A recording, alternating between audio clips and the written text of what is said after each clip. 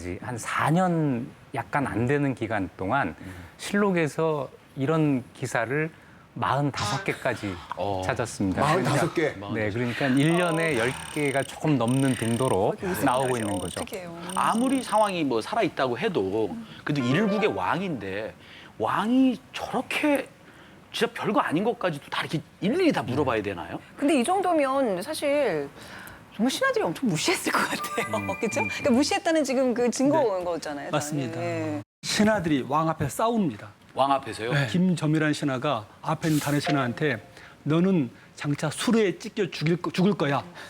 그런 말을 왕 앞에서 해요. 막말을. 실록을 보면 막말하는 거죠. 예. 또 어떤 경우는 거의 뭐 멱살적 다툼 직전까지 가는 것도 실록에 나옵니다. 그러니까 전혀 귀감도 서지 않고 많은 사람이 실망스러워하는 아이고. 그런 상황이 실록에 나와 있습니다. 아니, 아버지는 어떻게 이렇게 다르지? 진짜 아버지 같았으면 단칼에 내리치고 딱 이 상황을 딱 정리 누가 감히 태종 앞에서 큰 소리를 내요. 사실 더 심각한 것은 정치입니다.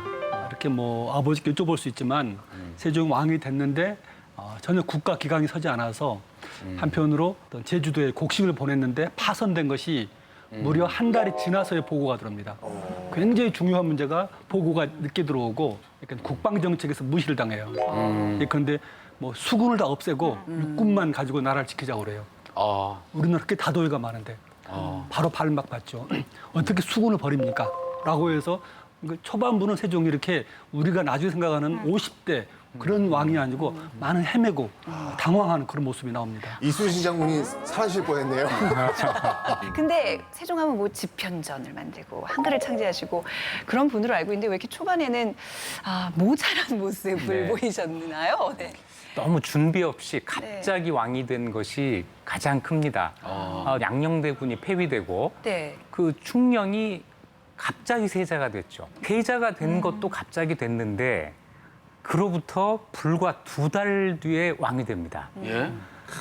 그러니까 대군에서 세자로 왕으로 정말 갑자기 되다 보니까 준비를 전혀 못했던 거죠. 얼마나 이게 빨리 왕이 됐냐면 그러니까 태종이 이제 왕위 자리를 물려주겠다라고 이야기를 하고 나서 이틀 뒤에 바로 왕이 된 거예요. 이렇게 빨리. 바로 즉위식 된 거예요. 그러니까 지금 말씀하신 대로 지금 세자가 된 지 지금 한 2개월. 네. 이제 좀 연습 좀 하고 훈련 좀 해야 될 거 아니에요. 그쵸. 그것도 당황스러운데 왕위를 물려주겠다. 바로 왕이 되니까 세종 입장에 굉장히 당황스러울 수밖에 없는 그런 상황이 지금 벌어진 거죠. 그냥 태종의 캐릭터로는 우리가 지난 시간에 배운 걸로 봐서는 죽을 때까지 자기 권력을 안 놓을 것 같은데 이렇게 불협화음이 생기고 이렇게 시행착오가 겪을 걸 알면서 왜 빨리 세종한테 권력을 이렇게 빨리 양해한 거죠?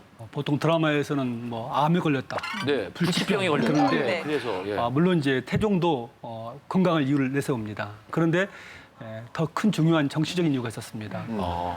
그 당시에 살아있던 사람이 양녕대군이에요. 네. 세종보다 3살 위에. 그러니까 양녕대군과 그 지지 세력들이 아주 다 살아있는 상황인데 만약에 태종이 다 죽을 때 돼가지고 물려주면 어떻게 되겠습니까? 깊은 뜻이 또 다른 있었네. 제3, 4의 왕자은환이 일어날 수 있다. 내가 있어서 뭔가 좀 교통 질서를 잡아줘야겠다라는 부분도 있었고요. 또 아무래도 그 적인 것 같아요.